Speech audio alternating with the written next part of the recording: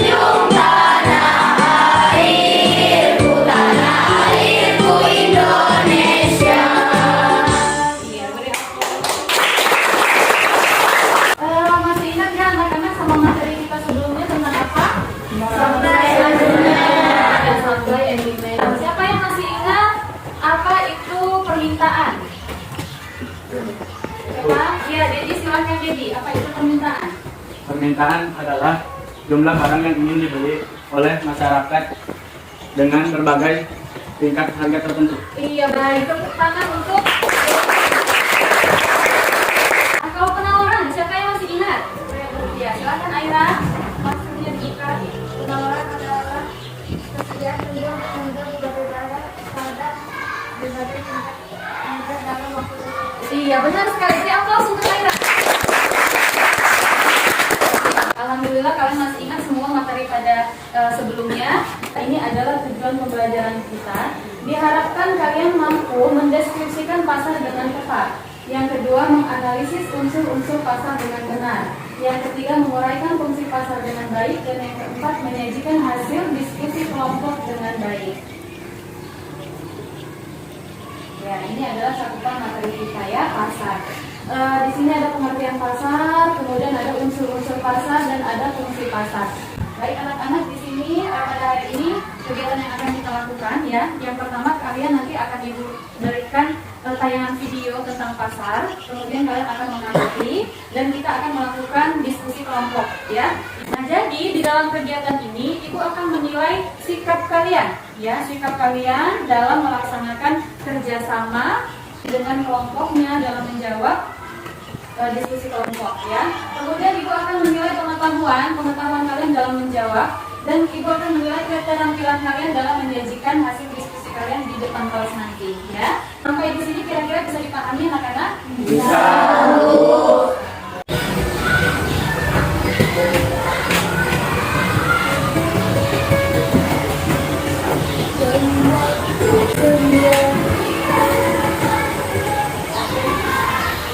Bagaimana? Sudah dilihat videonya? Sudah. Sudah diamati? Sudah. Bagaimana kira-kira videonya? Apakah sesuai dengan tujuan pembelajaran kita hari ini? Sesuai. Sudah sesuai? Sesuai. Ya, sudah. Sekarang kalau sudah sesuai, silahkan kalian identifikasi ya pertanyaan-pertanyaan yang mungkin muncul setelah mengamati video itu. Ya, silahkan. Ibu beri waktu 5 menit. Ya, masing-masing kelompok silakan kalian berpertanyaan. Sudah selesai pertanyaannya anak-anak? Iya. Jika sudah selesai, ibu diperhatikan betul anak-anak. Ya, ibu akan membagikan LKPD ini kepada kalian, ya satu persatu. Kalian akan mendiskusikan LKPD ini, ya dijawab di LKPD ini ya, diskusikan bersama teman-teman kalian. Maka dikerjakan waktunya selama 15 menit ya, dibaca baik-baik bukunya. Kemudian bisa mencari jawaban dari berbagai sumber, baik itu dari buku paket, kemudian dari internet. Bagi yang punya handphone boleh dibuka handphonenya untuk mencari jawaban ya. Buku paket juga boleh, silakan dibuka bukunya dari handout yang sudah pernah ibu bagikan pada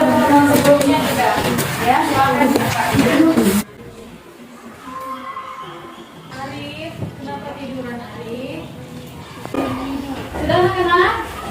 Sudah. Baik, ayo kita tepuk semangat dulu ya, biar semangat. Yuk, kalau di sana itu ada tepuk semangat. Semangat. Semangat. Ayo, ya. Berdiri. Tepuk semangat.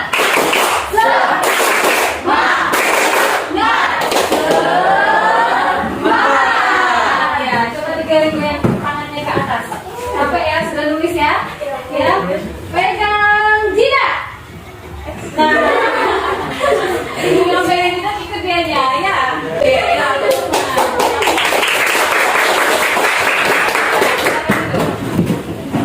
Baiklah, Ibu minta presentasikan hasil diskusi kelompoknya. Ya, sudah semangat ini? Sudah. Ya, kelompok 4 dulu yang maju. Yuk, silakan kelompoknya maju ke depan untuk presentasikan hasilnya. Yang lain, kelompok lain tolong disimak ya, sama-sama kita simak. Ya, silakan. Yang kuat suaranya Kak. Baik teman-teman, saya mewakili kelompok 4 akan membacakan diskusi kelompok kami. Pengertian pasar dalam pengertian pasar dalam arti dan luas. Pasar dalam arti ini adalah tempat di mana penjual dan pembeli bertemu dalam hal ini lebih ke arah pasar tradisional. Silakan untuk kelompok 2. Dalam membacakan hasil diskusi kelompok kami. Unsur-unsur penting yang harus dipenuhi dalam memiliki suatu pasar. Adanya barang yang dijual belikan walaupun hanya berupa sampel atau contoh. 2. Adanya penjual dan pembeli walaupun tidak bertemu secara langsung. 3. Adanya kesepakatan antara penjual dan pembeli. 4. Adanya media komunikasi antara penjual dan pembeli. Kelompok 3.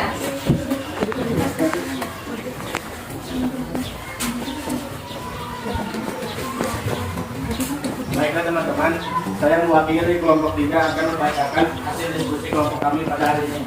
Fungsi pasar. Fungsi pasar di mana pasar adalah berfungsi sebagai tempat penyaluran distribusi barang dari produksi hingga sampai ke tangan konsumen. 1. Fungsi distribusi produk. 2. Fungsi penetapan harga nilai. 3. Fungsi promosi. 4. Fungsi penyerapan tenaga kerja. Dan yang beri aplaus untuk nah, baiklah, hasil dari diskusi kelompok kalian sudah bagus semuanya ya.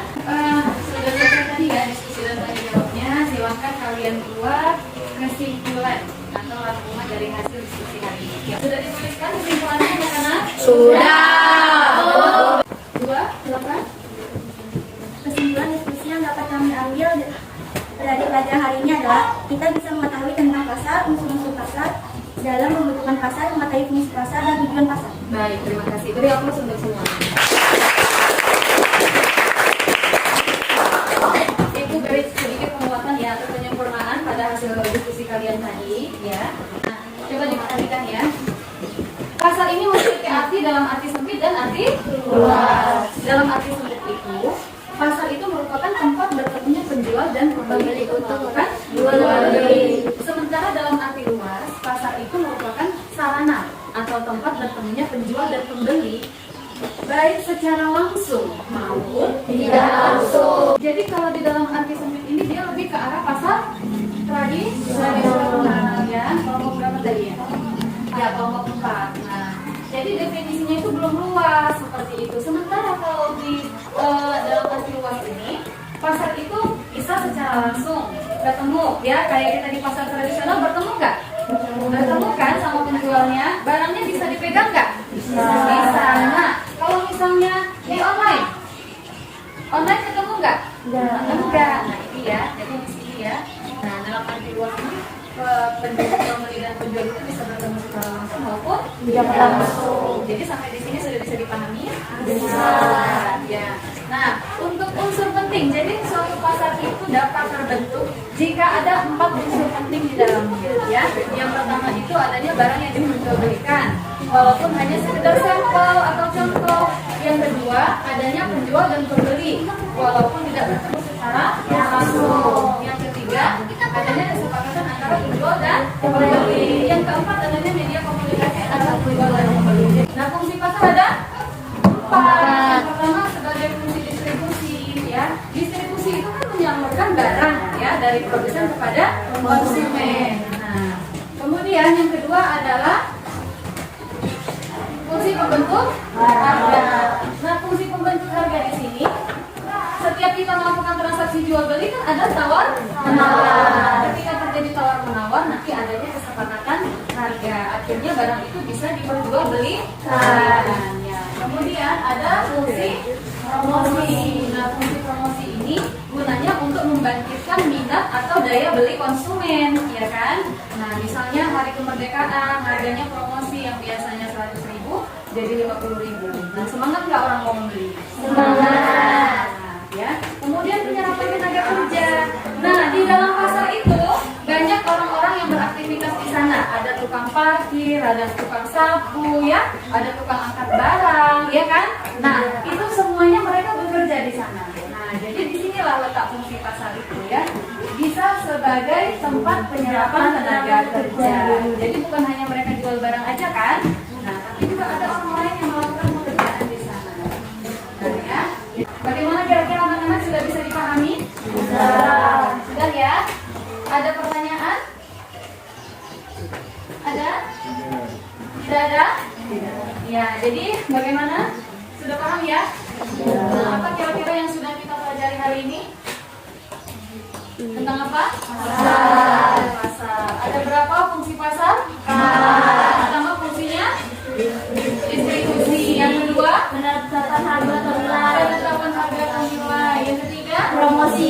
fungsi promosi. Yang keempat Penyerapan tenaga kerja. penyerapan tenaga kerja. Unsur penting yang harus dimiliki suatu pasar.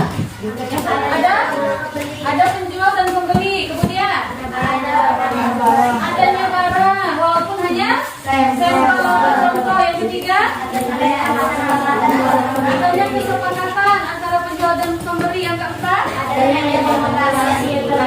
adanya media komunikasi. Bagaimana jika salah satu unsur pasar itu tidak terpenuhi? Apa yang akan terjadi? Menjadi pasar. Iya, tidak akan terbentuk Pasar. Alhamdulillah kalian sudah paham semua ya. Jadi kira-kira materi apa yang kalian anggap paling sulit? Menganalisis. Menganalisis? Iya, jadi kita perlu latihan lagi dan lebih ya untuk menganalisis ya. Nah, bagaimana perasaan kalian belajar pada hari ini? Senang. Senang? Kenapa senang? Belajarnya? Menggunakan proyektor. Proyektor. Kenapa kalau pakai proyektor? Karena mudah dipahami. Mudah dipahami? Ya. Apa? Materinya mudah dipahami ya? Lebih jelas ya? Ya. Kemudian kenapa lagi?